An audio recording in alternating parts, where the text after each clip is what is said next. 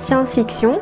Ma nouvelle histoire, Nova, est un shonen de science-fiction. Donc c'est tranche de vie science-fiction, dans le sens où la science-fiction est un peu en second plan, mais qui permet de porter l'histoire.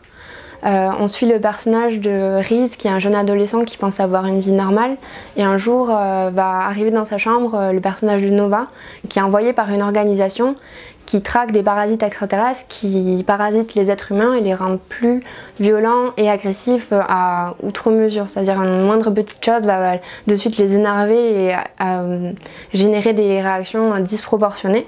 Donc la science-fiction dans ce récit me permet de prendre du recul sur certaines thématiques de notre monde contemporain, sur les relations entre les humains, sur la place qu'on peut avoir par rapport dans l'univers de façon générale.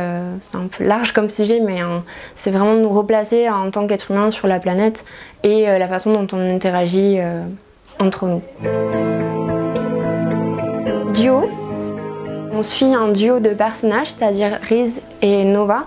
Riz est un jeune adolescent et Nova est plus une jeune femme qui vient à peine de rentrer dans l'âge adulte. Le duo me permet de vraiment raconter l'histoire avec deux points de vue différents, parce que je considère que ces deux personnages sont un peu comme une seule et même pièce, mais qui aurait deux facettes. Ce sont deux personnages solitaires, Nova et Riz, mais Riz est plutôt, il arrive à avoir à parler plus facilement avec les gens, il est très empathique, il s'adapte facilement aux situations. Tandis que le personnage de Nova, c'est une jeune femme très renfermée qui a beaucoup de difficultés à déjà parler, mais aussi à exprimer ses émotions. Et le fait que Riz soit un personnage très empathique, ça permet d'avoir vraiment cette communication qui va se créer entre les deux.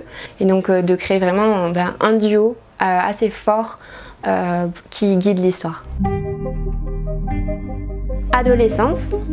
Le premier personnage, Riz, est au début de l'adolescence, dans la période où on sort de l'enfance, du cocon familial dans lequel on était bien, et on découvre de nouvelles problématiques, on se cherche dans l'identité qu'on a par rapport aux autres. Et le personnage de Nova est en toute fin d'adolescence, c'est vraiment une jeune adulte, mais qui n'a pas forcément encore pris toute l'assurance des adultes, donc qui se cherchent encore beaucoup. Et d'avoir ces deux aspects-là, ça permet aussi d'avoir peut-être plus de facilité pour les lecteurs de s'identifier, parce qu'il y a vraiment deux tranches d'âge qui sont racontées dans l'histoire. Vraiment, la période de l'adolescence, c'est une période très riche et dont on a toujours beaucoup de choses à raconter. Et donc voilà, mes deux personnages sont vraiment dans cette période-là, mais sur un plan très large. Famille. Dans le manga Nova, la place de la famille est assez importante tout en restant au second plan.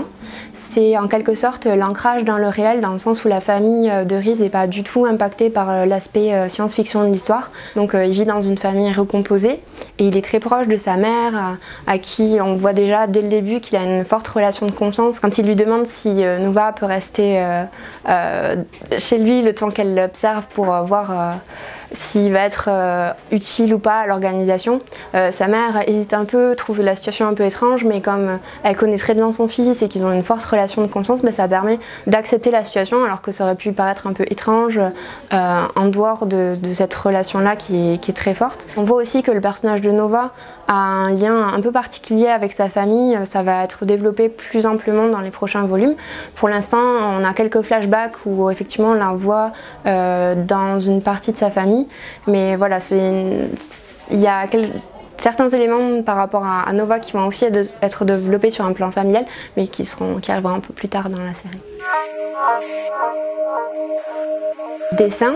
Pour Nova, j'ai choisi de travailler un peu dans un style graphique différent de ce que j'avais pu faire dans mes précédentes œuvres.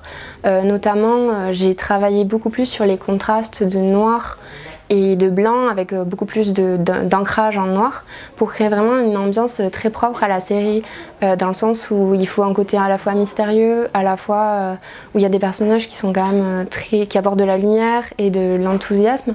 Donc il y avait vraiment cet aspect-là que je voulais mettre en avant, en essayant de beaucoup plus travailler mes ancrages que dans les précédentes séries. J'ai fait plein de tests avec du matériel que j'utilisais pas forcément d'habitude, et j'ai aussi continué de travailler sur mon ancrage qui reprend mon trait, qui est assez sketchy, pour garder un aspect vivant, et j'essaie vraiment de travailler sur ça pour que le lecteur entre dans l'histoire et puisse vraiment vivre l'histoire avec les personnages.